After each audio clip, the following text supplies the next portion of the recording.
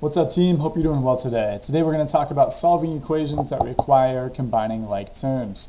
So you see our learning target above. I can solve equations that require combining like terms, including equations with variables on both sides.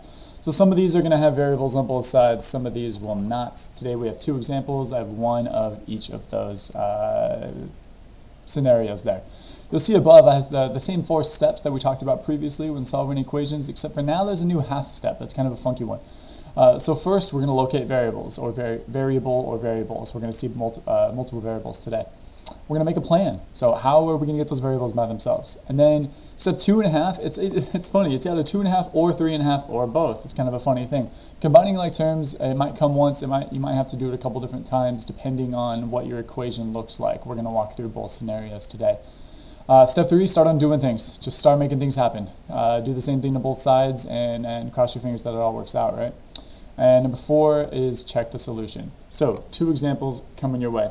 The first one looks like this. We have x plus 5, and that quantity is divided by 2. We're adding that to x, and that whole thing equals 19. So remember, all this equation means is that the value of this stuff here has the same value as this stuff over here. There's 2 x's here, there's a fraction, there's a lot of things going on. But all it means is our job is to solve the puzzle that tells us what the value of x is that makes this statement true. There's one true solution, and we're going to find it. So here we go. Step 1, locate the variables. I'm seeing a variable here, and I'm seeing another one here. Okay, step 2, we're going to make a plan. So our plan is we're going to get all of the x's together. So I see a couple different x's. We're going to combine those, but we can't combine them yet because this one's in the numerator of a fraction. This one's all by itself. So I think first we need to get rid of the fraction. And remember, to get rid of the fraction, you just multiply it by the denominator. That's going to undo the fraction. So for this one, what we'll do is we need to multiply this term by 2, and that will undo that. But if we multiply this term by 2, we have to multiply the whole side by 2. So we're going to have a little bit of distributive property here, and then we're going to multiply this side by 2 as well. So that's kind of our plan. That's how we're going to get started. And then we're going to combine like terms and see what happens here. So let's do that. So here's what it looks like. We're going to multiply the left side by 2, x plus 5 over 2 plus x, all in parentheses, equals 19. I'll throw that in parentheses, times 2. So notice in parentheses, I just have the same exact equation. I haven't really done any math yet. I'm just saying, hey, we're going to multiply both sides by 2. That's the game plan here. So let's move forward. This left side here, we need to utilize the distributive property. I know it's been a while since we've done that. All it means is we're going to take this 2, multiply it by the first term, then we're going to take the 2 and multiply it by the second term. So both things need to be multiplied by 2, not just one or the other. The first one, when we multiply it by 2, we learn that x plus 5 over 2, well, that's just half of x plus 5. That's what this is. That's when you divide something by 2, it's just half. So we have half of x plus 5 times 2. Well, if I have half of something, and then I have the other half of something, well, I just have the something. So I'm going to have x plus 5 plus, well, 2 times x is 2x equals 19 times 2. That's 38. Okay, now we have a couple different terms with x's on the left-hand side over here. Let's combine those. This is our step 2.5. If I have 1x and I add 2 x's to that, well, then I have 3 x's. 5 is still 5, 38 is still 38. Cool, now we have an equation that looks a little bit simpler to solve. I think it's just going to take 2 steps. First, we need to get rid of this 5. We're going to undo that plus 5, and then we're going to undo the times 3 over here, because we have 3 times x, and we do want just x by itself.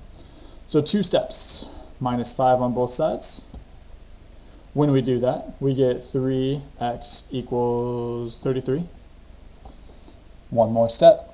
We'll divide both sides by 3, and we learn that x equals 11. Well, we hope x equals 11, right? That's our solution that we've discovered. We need to check it, so let's do that. We're going to take our original equation, which is up here, the x plus 5 over 2 plus x equals 19, and instead of x's, we're going to plug in 11, and then we're going to hope it works. So here's what that looks like. That's this side over here we're checking. So x is now 11 plus 5 over 2 plus x value is 11 and that equals 19.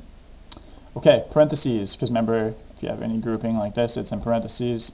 11 plus 5 is 16 over 2 plus 11 equals 19. I should put little question marks here because we don't actually know that it equals. We're hoping, but we don't know yet. 16 divided by 2, well, that's 8. 11 is still 11. 19 is still 19. Well, 8 plus 11, that's 19. 19 equals 19. It checks out. All right, one down, one to go. All right, here's our second example. 4x plus 7 equals 2x minus 8. We have x's on both sides of the equation. We have constants on both sides of the equation. Our goal here is we're going to gather all the x's on one side, we're going to gather all the constants on the right, and then probably end up doing some division to cap things off. So, step by step, locate the variables. I'm seeing one here, and I'm seeing another one here. Step 2, make a plan. I kind of already said this. We're going to gather all the variables on the left side, and we're going to gather all the constants on the right-hand side of this equation. Step 2.5 says combine like terms, and then step 3 is start undoing things. Well, we're kind of going to do this at once. So we're going to combine like terms while we undo things. So here's what I mean by that. So first, we're going to subtract 2x from both sides because we want to gather all the variables on the left-hand side. So if I have 2x's over here and I take them away, well, I also have to take away 2x's from the left-hand side. And when we do that, we have 4x's minus 2x's. Well, then we have 2x's left because 4 minus 2 is 2. We haven't touched this 7 and we haven't touched the negative 8 yet. So those stay there. Notice how when we had 2x minus 2x, that turns to 0. So I didn't even write that there. Well, now we do have all the x's on the left. That's a win. But now we need to get all the constants on to the right-hand side. Right now we have 2x plus 7. Let's undo the plus 7. And as we're undoing this plus 7, notice how we're also combining like terms in the same move. So the 2x isn't touched. 7 minus 7 is 0. That's what we wanted. And now we have negative 8 minus 7. So this is like I owe you $8, but then I borrow another $7 because I need to get a burrito at Chipotle, right? So now not only do I owe you the 8, but I owe you 7 more. So I owe you $15. So I have a negative $15 when it comes to between you and I. Okay, variable on the left, constants on the right. That's good. That's what we want. Let's wrap this up. Let's get the x all by itself though. Right now we know what 2x is equal. We don't care what 2x is equal. We want to know what 1x equals. So here's how that works. We divide by 2 on both sides, and we learn that x equals negative 15 over 2, or we could say that that's negative 7.5. These two things have the same value. I'm always okay with an improper fraction. I'm always okay with a mixed number. I think improper fractions are easier to work with. So if I'm you, I would leave it here. If you want to take it here, that's fine. You're not going to hurt my feelings. Okay, let's check it out. Check. So we're going to take this negative 15 halves. We're going to plug it back into the original. You must be thinking, oh no, this is going to be a nightmare. It's not the easiest thing in the world, but it's not terrible. It's not terrible. You are well prepared for that, I'll say that much. So we're going to have 4 times negative 15 over 2, and then we add 7 to that, and that equals 2 times, well, our x value is negative 15 over 2, negative 15 over 2, running out of space, and there's a minus 8. Cool, I'll be better about writing from moving forward here. That's an 8. I know it doesn't look like it. So that's 2 times negative 15 over 2 minus 8. So it's the original equation, but instead of x's, we have these red negative 15 over 2's. Okay, our first move here is we need to combine these terms. We need to get rid of the fractions and just make this a nice simple number. So in order to do that, recall that 4 over 1 is the same thing as 4. We multiply straight across the top, straight across the bottom with fractions. So we're going to end up with negative 60 over 2 plus 7 equals 2 times negative 15 is negative 30. 1 times 2 is 2, and then that minus 8 comes down. Let's simplify these fractions. They're both going to end up being whole numbers. That's cool. Negative 60 over 2 is negative 30 plus 7 equals, well, half of negative 30 is negative 15 minus 8.